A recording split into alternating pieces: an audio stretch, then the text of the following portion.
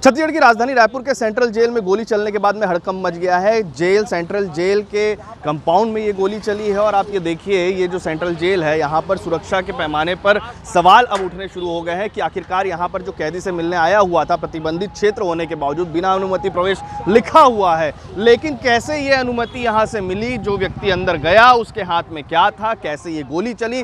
साहिल खान नामक व्यक्ति पर गोली चली है और फिलहाल उसे अभी मेकाहारा में भर्ती किया गया है। लेकिन सवाल यह है कि लगातार छत्तीसगढ़ में जिस तरह की घटनाएं हो रही हैं, हत्या की घटनाएं हो रही हैं, पिछले अगर एक हफ्ते की बात करें तो ऐसे में 10 से ज़्यादा घटनाएं ऐसी हो चुकी हैं जिस पर हत्या की कोशिश जो है वो अलग अलग तरीकों पर किए गए हैं। कभी चाकूबाजी की घटना होती है, कभी किसी अन्य तरीके से हत्या की बात सामने आती है। लेकिन आज रायपुर के सेंट्रल जेल में जहां पर कैदी मौजूद है, वहां पर इस तरीके की घटना होना और कैदियों से मिलने कोई व्यक्ति यहां पर आया था जब साहिल खान वहां से बाहर निकल रहा था, उस दौरान में उसको गोली मारकर हत्या करने की जो कोशिश है वो फिलहाल की जाती है। आप देखिए कि यहाँ पर आने के पहले क्या कुछ जो जेल अधीक्षक हैं उनकी तरफ से यहाँ पर लगाया गया है कि प्रतिबंधित क्षेत्र है, केंद्रीय जेल की सीमा पर कोई भी व्यक्ति अवांछित रूप से नहीं घुसेगा, प्रतिबंधित सामग्री, नशे एवं वस्तुओं को नहीं लाएगा।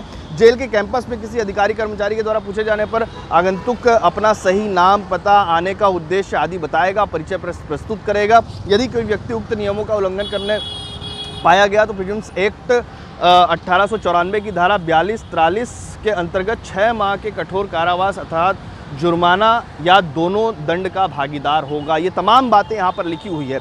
ये उस व्यक्ति की स्कूटी बताई जा रही है जिसको गोली लगी है और वो चश्मा भी उसी का था।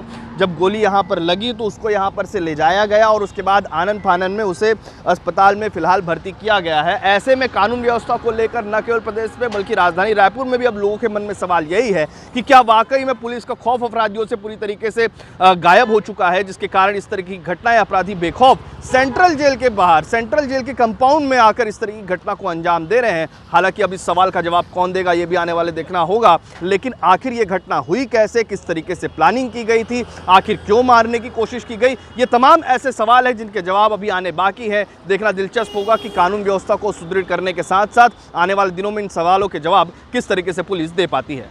छत्तीसगढ़ से TV9 के लिए अमित मिश्रा।